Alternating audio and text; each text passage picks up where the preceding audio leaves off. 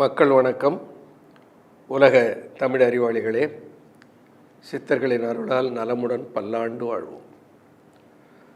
மக்கள் தொலைக்காட்சியில் புத்தம்புது காலை என்கின்ற நிகழ்ச்சியில் இன்றைய ஆரம்பித்த இந்த நிகழ்ச்சியினுடைய தலைப்பாக எதை நாம் பார்க்க இருக்கிறோம் என்றால்,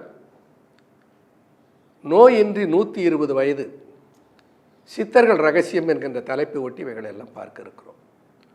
நோயின்றி 120 வயது சித்தர்கள் ரகசியம். இது என்ன 120? அது எந்த எண்ணு எங்கேருந்து வந்தது?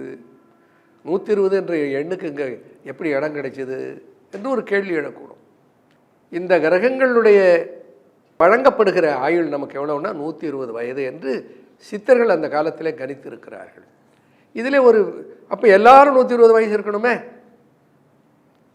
அதில் வேறுபாடு இருக்கிறது. எப்படி வருகிறது என்று பார்த்தால்,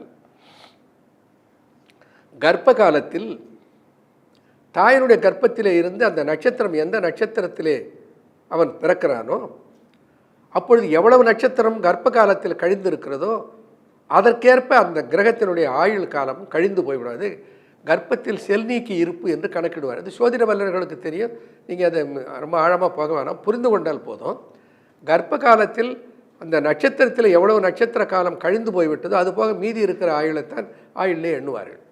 அப்படி கூட்டினால் ஒருவருக்கு அதிகபட்சம் 120 வயது வரையில் இருக்க முடியும் என்பது சித்தர்களுடைய கணிப்பு. இது கீழே நாட்டு சித்தாந்தம்.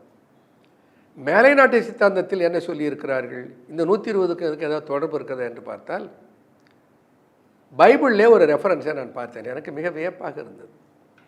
பைபிளில் என்ன சொல்லியிருக்கிறது? My spirit shall not abide in man forever. இந்த வாக்கியத்தை கவனித்துக் கொள்ளுங்கள். பைபிளில் சொல்லப்படுகிற வார்த்தைகள், my spirit shall not abide in man forever, for he is flesh, his day shall be 120 years என்று பைபிளிலே ஒரு ஒப்புமை வருகிறது. என்ன? என்னுடைய ஜீவன், என்னுடைய ஆன்மா மனிதனுக்குள்ளே எப்பொழுதும் அழியாமல் நீடித்து இருக்க முடியாது.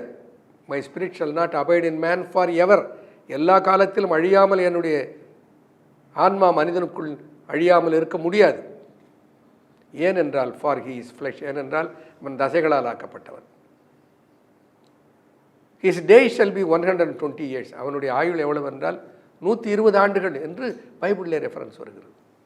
அப்போது இந்த 120 ஆண்டுகள் என்பதற்கு நம்முடைய சித்தர் மரபிலே சொல்லப்பட்டிருப்பதற்கும் மேலை நாடுகளிலேயும் அந்த சித்தாந்தம் இருந்திருக்கிறது என்பதற்கு ஒரு சான்றை பார்க்கிறோம். அப்போது 120 ஆண்டுகள் வாழ முடியும். உடனே என்ன பண்ணுவார்கள்? சிலர் இதை கேட்டுட்டு என்ன கிண்டல் பண்ணுவார்கள். நீங்கள் முதல்ல 120 வருஷம் வாழ்ந்து காட்டுங்க, அப்புறம் பார்க்குறேன். இது அப்படியெல்லாம் குறுக்குத்தனமாக சிந்திக்கக்கூடாது. என்னென்னா, 120 ஆண்டுகள் கூட வாழ்வதற்குரிய தகுதியை இந்த உடல் பெற்றிருக்கிறது. இந்த 120 வருஷத்தில் சொல்லுவார்கள் இன்னும் வேடிக்கையாக, அவ்வளோவெல்லாம் எனக்கு வேணாம் சார், ஏதோ பசங்க பொண்ணு கல்யாணம் பண்ணிவிட்டு பேரம்பேத்தியை பார்த்தா போகிறேன். அது உன்னுடைய அபிப்பிராயம், அதை பற்றி தவறு இல்லை. ஆனால் யாருமே சீக்கிரம் சாகணும்னு விரும்புவதில்லை. ஆயுள் கொஞ்ச நாள் கூட கிடைக்குதுன்னா வேணான்னு ஒருத்தரும் ஐயோ எனக்கு வேணாம் என் ஆயுளை எடுத்துக்கணும்னு சொல்ல மாட்டான். அப்படின்னா யாருக்காவது ஆயுளை கொடுக்கலாம் இல்லை? அது சாத்தியமே இல்லை. அப்போது ஆயுள் என்பது 120 ஆண்டுகள் மனிதன் வாழ்வதற்குரிய சாத்தியக்கூறு அவனுள்ளே இருக்கிறது. ஆனால் பிறவியிலே சில நோய்கள், பிறவியிலே சில பிணிகள், சில பழக்க வழக்கங்களாலே வந்த பல நோய்கள், அதனாலே அந்த ஆயுள் குறைந்து போவது என்பது வேறு. அதை தனி சப்ஜெக்டாக பார்ப்போம். பொதுவாக 120 வயது வரையில் ஒரு மனிதன் ஆரோக்கியமாக வாழ முடியும் என்று சித்தர்களும் மேலை நாட்டு சித்தாந்தமும் கருதுகின்றன. இதை நாம் பார்க்கிறோம்.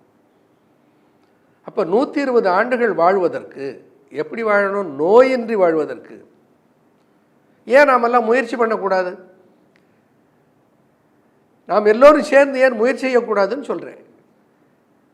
உடனே நீங்கள் வாழுங்கன்றதில்ல, எல்லோரும் சித்தர்கள் சொன்னதை நான் பகிர்ந்து கொள்ள போகிறேன். எனக்கு தெரியலையா, தெரிஞ்சிருந்தால் நான் கடைபிடித்திருப்பேன், நாளைக்கு வருந்தக்கூடாது இல்லை.